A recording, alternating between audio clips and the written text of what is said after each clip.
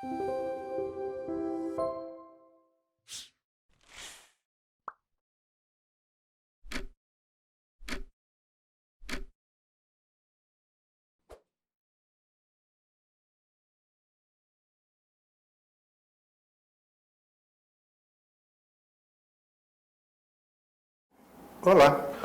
continuando então nossa segunda aula no terceiro encontro desse Direitos Fundamentais de Constituição Brasileira, no módulo 3. E vamos trabalhar agora, vamos fazer antes de continuar a leitura dos princípios fundamentais, que nós vimos fazendo, eu vou dar um pulo rapidamente no artigo 60 para a gente fazer uma interpretação e trabalhar um outro tema que é muito importante, mas está inserido, enfim, dentro de tudo isso, que é a questão da garantia dos direitos fundamentais, ou das garantias, no plural, das garantias dos direitos fundamentais. E vocês vão perceber como que é importante o conhecimento teórico para a gente dar conta de ler a Constituição corretamente. A gente falou, olha, se qualquer pessoa ler uma Constituição, nós não vamos, se a gente ler uma Constituição de qualquer país do mundo, a gente não vai saber o que é aquela Constituição. Nós vamos estar jogando as nossas interpretações, os nossos valores, as nossas pré-compreensões sobre um texto que é lido naquele país, naquela sociedade, naquele momento histórico, de uma forma que a gente só vai conhecer se a gente estudar também a jurisprudência. E olha que não basta só isso, entender a história do país, as transformações, o momento por que passa o país, para a gente entender aquelas decisões judiciais. Então a Constituição não é texto. Constituição é a leitura que se faz do texto em determinado contexto histórico, social, econômico, político e cultural. Tá? Então, olha só como é que é rico esse trabalho de interpretação e de como não adianta ficar lendo o texto sem conhecer as teorias. Tem que estudar muita teoria da Constituição, muita teoria do direito, muita teoria do Estado, para a gente poder entender a Constituição. Senão, é só fazer algo que os computadores primitivos faziam, que era guardar o texto e sair repetindo o texto. Porque nem os computadores atuais com inteligência artificial fazem mais. A inteligência artificial cria. Então, eles podem fazer uma leitura inteligente e contextualizada do texto da Constituição, que a gente é obrigado a fazer também, senão a gente não vai conhecer nada. E lá no artigo 60, olha que interessante, o que ele fala? A Constituição, artigo 60, a Constituição poderá ser emendada mediante proposta de 1/3, no mínimo, dos membros da Câmara de Deputados ou do Senado Federal, por proposta do Presidente da República, ou de mais da metade das Assembleias Legislativas das unidades da Federação, manifestando-se cada uma dessas Assembleias Legislativas pela maioria relativa dos seus membros. Olha, então aqui é aquele conceito de rigidez constitucional, que nós trabalhamos lá atrás, e que vimos então como que essa rigidez já começa a partir das pessoas jurídicas que podem propor, ou seja, quem pode propor, as autoridades, quem pode propor a emenda à Constituição. Então é 1/3, no mínimo, dos deputados federais ou do Congresso, o Presidente da República e os deputados estaduais, mas aí tem que ser mais da metade das Assembleias Legislativas de todos os estados, que integram a federação. Bom, vamos pular lá para o parágrafo 4º, que é o que nos interessa de perto e que eu quero comentar com relação às garantias dos direitos fundamentais, que está aqui previsto no nosso estudo. Parágrafo 4º do artigo 60 diz: não será objeto de deliberação a proposta de emenda tendente a abolir. Primeiro ponto importante na leitura disso. Não é uma proposta de emenda que venha a abolir. Não. É uma proposta tendente a abolir. Ou seja, qualquer emenda, qualquer proposta de emenda para acrescentar texto, suprimir texto ou modificar o texto da Constituição, se ela de alguma maneira, por mínimo que seja, tenda, caminhe na direção de abolir alguns desses incisos que seguem aqui, ela não pode nem ser deliberada. Se for deliberada, ela não tem valor jurídico, é nula, porque é inconstitucional. Então aqui a gente tem um limite expresso à democracia majoritária, no respeito aos direitos das minorias, no respeito à democracia, no respeito a esses princípios que aparecem aqui nos incisos do parágrafo 4º. Interessante isso, né? E isso aqui está ligado com tudo que nós já falamos. Daí que é importante pegar o curso todo e ir seguindo desde o início. Né? Porque uma coisa está ligada à outra, uma coisa puxa a outra, para a gente entendendo, tem que ir seguindo esse caminho. E ali então, não será objeto de deliberação, não pode deliberar a emenda tendente a abolir o que é a forma federativa de Estado. E aí então a gente vai perguntar, e a gente só pode responder, o que é uma emenda tendente a abolir a federação, o Estado federal, a forma federativa de Estado?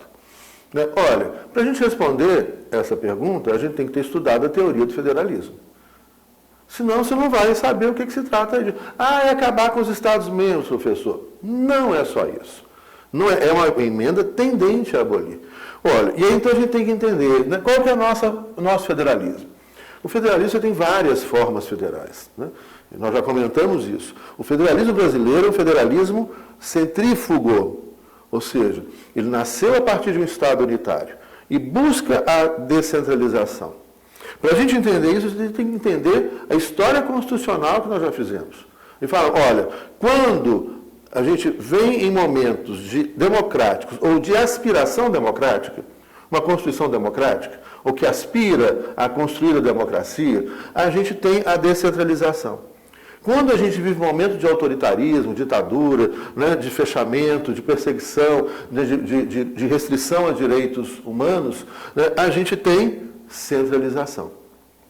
Então, a história do Brasil é sempre isso. A gente busca, nasceu um Estado unitário, uma monarquia constitucional, depois descentralizou-se com a perspectiva da República e a defesa do voto livre, criando a Federação em 1891. Olha só, então ali havia uma pretensão democrática, que não se efetivou por causa das fraudes eleitorais, a política do café com leite, etc., naquele momento da Primeira República. Mas ali havia uma pretensão democrática e logo vem acompanhar a descentralização. Em 1934, uma Constituição democrática, que não chegou a ser aplicada, que mantinha a federação, mantinha a descentralização. Em 1937, autoritarismo, Estado novo, né, com inspiração fascista, e aí então centraliza, acaba a federação. 1946, pretensão democrática, o primeiro período democrático representativo constitucional do Brasil, que vai ser, do Brasil independente, que vai ser a partir de 1946 e 64. Federação, descentraliza de novo. Depois, 64, ditadura empresarial militar, fecha de novo. Nós temos uma federação, mas que é uma federação nominal, ou seja, ela não existe na prática. Ela tem nome, o Brasil tem nome de República Federativa, mas não é uma federação efetiva, porque os estados perdem autonomia, os governadores passam a ser nomeados, enfim, é a ditadura. Democratiza em 88, abre de novo. Então, qual que é o nosso movimento histórico? Que isso é característica da nossa história. Se você pegar o federalismo norte-americano, é outra história. A Argentina é outra história, a México é outra história, a Alemanha é outra história, a Áustria é outra história. O Brasil, a gente tem que interpretar dentro do contexto histórico brasileiro. O nosso federalismo ele é centrífugo, ou seja, o papel da Constituição é buscar a democracia ao lado da descentralização. Ele é centrífugo, ele busca a descentralização. Logo, o que seria uma proposta de emenda tendente a abolir a forma federal no Brasil? Uma emenda tendente à centralização. Então, veja bem, o que está proibido aqui não é simplesmente uma emenda que chega, os Estados-membros não têm mais poder, não têm mais Constituição, os governadores vão ser... Não é isso. Se você tiver qualquer emenda que, de alguma maneira, contrarie o movimento histórico constitucional de busca da democracia com a busca da descentralização, centrífugo, ou seja, no lugar do movimento centrífugo, você tenha um reforço do poder central, um reforço da União, seja de qualquer forma, da forma tributária, seja na forma de acumulação de recursos na União, né, seja, então, portanto, no direito financeiro, no direito tributário, seja na distribuição de competências, seja no aumento de competências do presidente da República ou do Legislativo, etc. Isso é uma emenda tendente a abolir. Por quê? Porque ela contraria a direção de descentralização do nosso federalismo. Olha que rico, olha que importante. E olha como que isso, infelizmente, é muito esquecido. Por quê? Porque tem que estudar, e o estudo e a compreensão da Constituição só vai ser feito corretamente se a gente for buscar as bases, as teorias, a história do direito, a história da Constituição, as teorias constitucionais, a teoria do federalismo, a teoria da democracia, assim por diante. Senão vai ser ruim, superficial, equivocado. E o papel da Constituição enquanto segurança desaparece se a gente não conhece, né, o que está nos fundamentos, nos processos históricos da construção conceitual e que vai nos informar para ler corretamente isso. O que é uma emenda tendente a abolir a forma federal. No Estado brasileiro, na história constitucional brasileira, é qualquer emenda que, de alguma maneira, né, e aí, se a emenda é proibida, também é proibido um ato administrativo, um ato de governo, também é proibido uma lei. Né? Por quê? Uma lei que vem de alguma maneira, qualquer maneira que você venha a centralizar uma decisão judicial que venha, de alguma maneira, interpretar a Constituição contra isso aqui.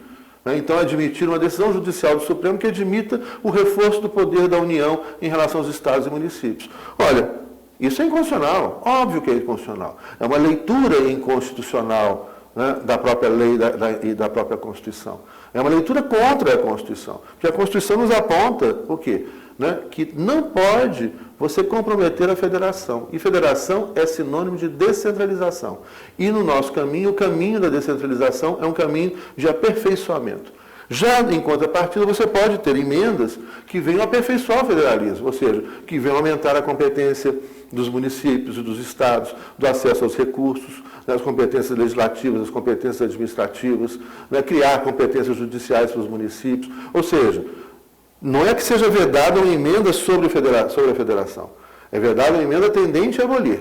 É possível fazer emendas que venham aperfeiçoar a federação. E no Brasil, aperfeiçoar a federação é descentralizar. Por quê? Nossa federação ainda é muito centralizada.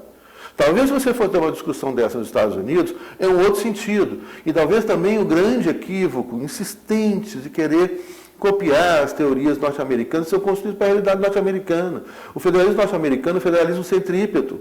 O caminho deles, né, o papel da Constituição foi amarrar a União. Né, e há uma tentativa permanente de separação. Então, talvez lá, em um determinado contexto histórico, uma emenda que venha descentralizar ainda mais, que venha reforçar ainda mais o poder do Estado, pode ser uma emenda tendente a abolir a federação. Por quê? Porque pode gerar a independência dos Estados. Entenderam? Então, lá o contexto é outro. Logo, a interpretação dessas palavras, se existissem lá, seria completamente diverso. Completamente diverso. Daí que é, gente, muito, muito equivocado a gente ensinar o direito constitucional brasileiro com base na teoria norte-americana. É uma outra realidade. Ou com base em qualquer outra teoria. Né? Essa Constituição só pode ser lida a partir da nossa história, né? E das teorias que a gente constrói a partir da realidade brasileira, né? Da realidade política, social, econômica, cultural brasileira. Né? Daí que dá errado, né, você importar a jurisprudência de outro país, não existe. Né? Dá errado você trazer interpretações constitucionais de outros países, que são feitas em outro contexto, em uma outra realidade. Né? Espero que tenha ficado claro aí esse exemplo, né, que muito claro com relação ao federalismo norte-americano, que é o primeiro Estado federal altamente descentralizado, com o Estado brasileiro, que copia o federalismo norte-americano, mas que é altamente centralizado. Aqui o que ameaça a federação é centralizar lá, mais. Lá o que pode ameaçar a federação é descentralizar mais. Ou seja, que pode levar, então, inclusive, a uma separação de um Estado da federação, como já houve tentativas, inclusive uma guerra, né, violenta na metade do século XIX para a independência de alguns estados do Sul, né, a guerra civil norte-americana. O inciso 2. Olha lá, é vedada a emenda tendente a abolir o voto direto, secreto, universal e periódico. Então, o que a Constituição está dizendo aqui? Olha, nem democraticamente é possível acabar com a democracia. É aquela pergunta que às vezes o aluno faz, que é tão interessante, né? Que vem na cabeça, mas será que então a democracia pode tudo? Não. A maioria não pode tudo. Né? Então é essa discussão, que é essa relação entre Constituição enquanto segurança e democracia enquanto risco e equilíbrio entre risco e segurança, entre previsibilidade e transformação. Né? Então, isso nós já discutimos naquela relação entre democracia e Constituição. Importantíssimo voltar ali naquele ponto, se vocês não estiverem lembrando disso agora. E ali, então, né, pode democraticamente o povo resolver acabar com a democracia? É óbvio que não.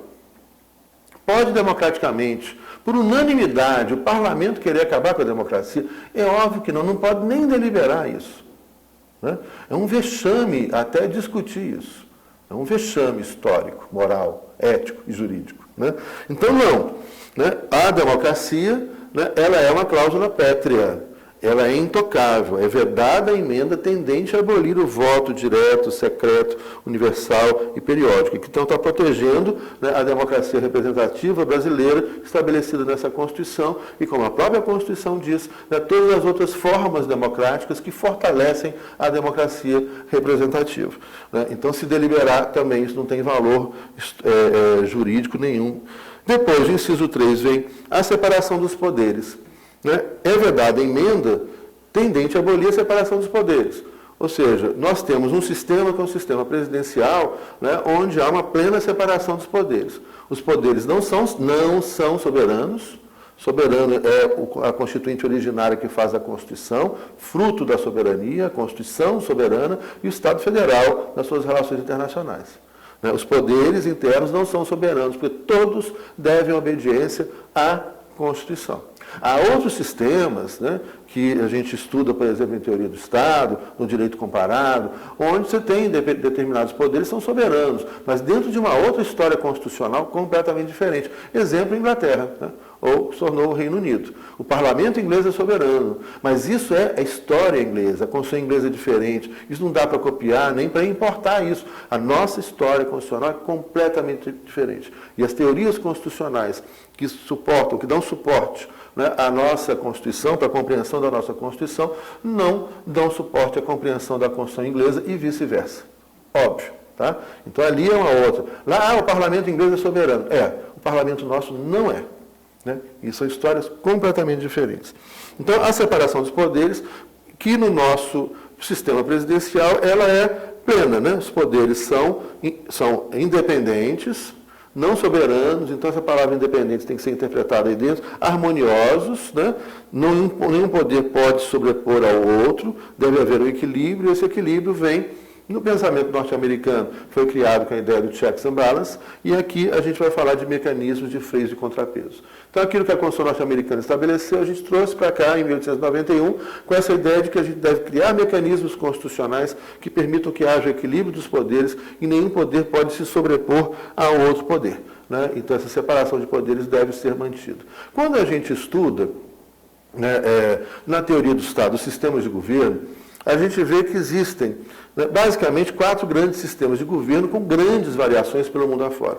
O sistema presidencial, criado nos Estados Unidos, que se espalha para toda a América Central e do Sul, com influência norte-americana, com algumas exceções. O Canadá é parlamentarista, né, Belize é parlamentarista, Cuba adota o sistema diretorial, mas com essas poucas exceções, Jamaica é diferente, mas com a grande maioria, né, tem diferenciações, né, sobre o tema central, que é o presidencialismo, né, variações sobre o mesmo tema.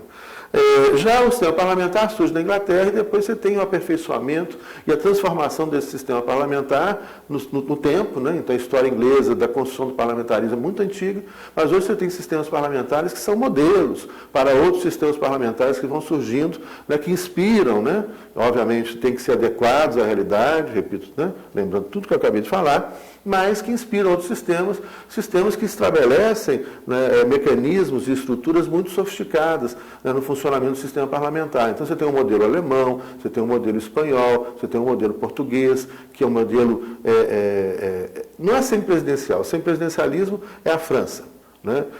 Mas é um modelo misto com o presidente eleito diretamente. Então você tem variações do sistema parlamentar, né, e que é muito forte na Europa e que vai se espalhar esse sistema, adaptando-se à realidade de países diferentes. Depois o sistema semipresidencial, que é o sistema criado na França em 58, que hoje tem variações na Venezuela, na Rússia, né? E o sistema diretorial, né, que foi criado também na França, na época da Revolução Francesa, e que se espalhou, hoje existe na Suíça, né, e variações dele na China, em Cuba, né, com grandes variações na sua estrutura de funcionamento político, etc., mas que tem uma base comum. E esses sistemas, então, vão trabalhar a separação de poderes de forma diferenciada.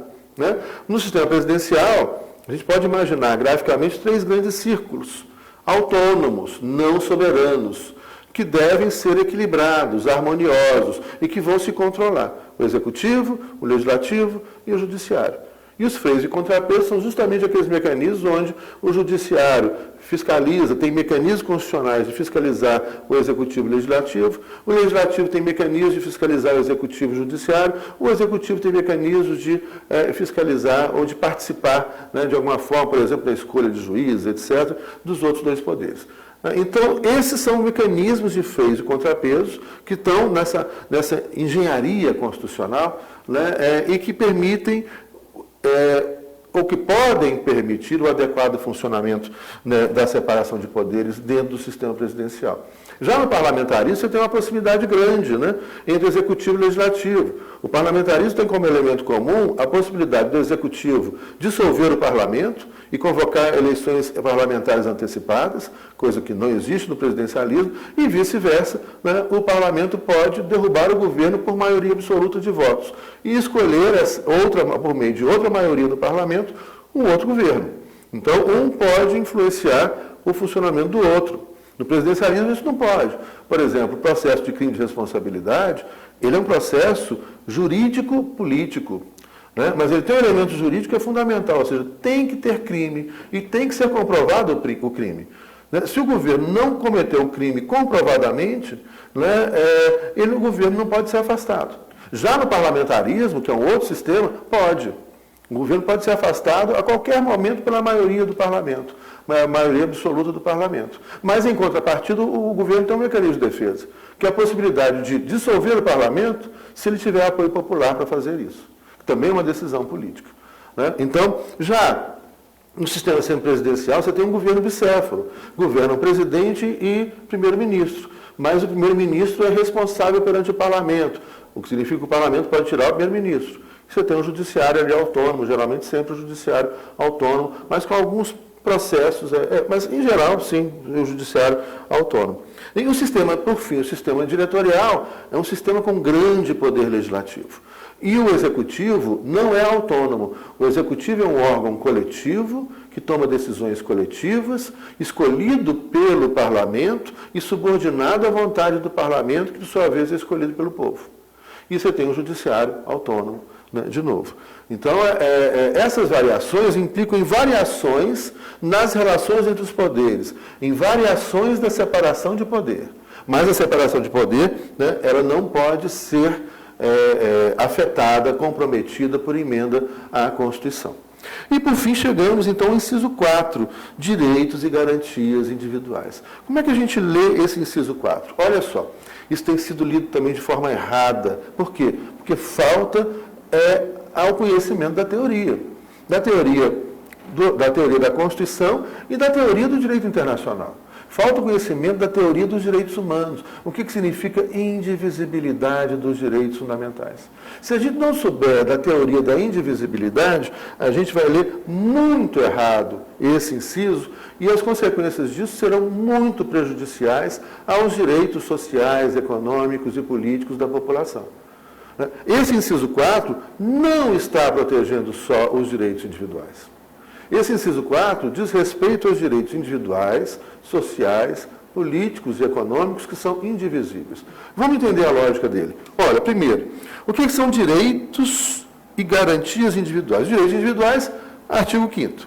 Então, eu não posso ter uma emenda tendente a abolir, né, qualquer direito do artigo 5º. Depois leiam lá o artigo 5º. Não precisa decorar, não. Decorar é bobagem. Mas leiam, precisa entender. São aqueles direitos relativos às liberdades, né, que regulam condutas individuais, que só cabe ao indivíduo decidir e cujo único limite é o direito do outro. Primeiro ponto importantíssimo que as pessoas têm esquecido. Toda liberdade individual tem limite. Eu tenho liberdade de expressão, eu tenho liberdade de cátedra. Mas eu não posso ter liberdade de cátedra aqui chegar para vocês e mentir. Falar uma mentira. Então, isso é o limite da minha liberdade. Eu posso ter liberdade de expressão política, filosófica, religiosa, mas não posso exercer a minha liberdade para ofender ninguém, injuriar ninguém. Isso é crime. Para difamar ninguém é crime. Né? Para caluniar alguém, né? Para imputar um crime a uma pessoa, isso é crime. Toda liberdade tem limite. Daí, por exemplo, que nazistas e fascistas, intolerantes, pessoas que defendem a violência, a homofobia, o racismo, elas não tem direito de falar isso publicamente, porque é crime no Brasil e em diversos lugares do mundo. Né? A liberdade de expressão tem limites, e o limite é o direito do outro.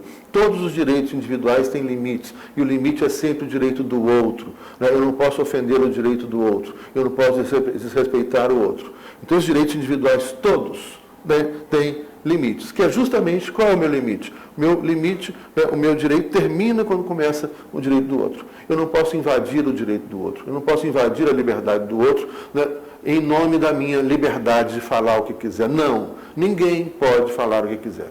Ninguém pode fazer liberdade de reunião, manifestação pública. Não pode utilizar a manifestação pública para defender racismo, homofobia, né, e assim por diante. Qualquer discriminação. Não pode. Isso é crime. Isso tem que ser proibido. Não pode defender publicamente a violência, o assassinato, o extermínio, né, o nazismo, o fascismo. Não pode.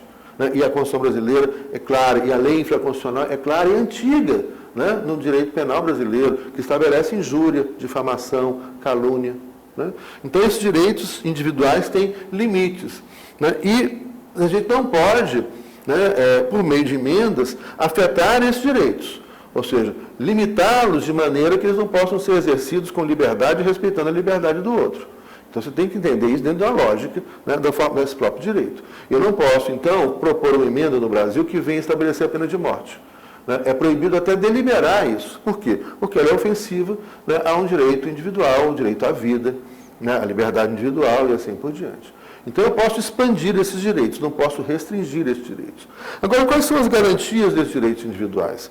A gente vai encontrar 3 tipos de garantias. As garantias processuais, né, as garantias de rigidez constitucional e as garantias socioeconômicas de efetividade dos direitos individuais. Mas isso a gente vai trabalhar no nosso próximo encontro. Até lá.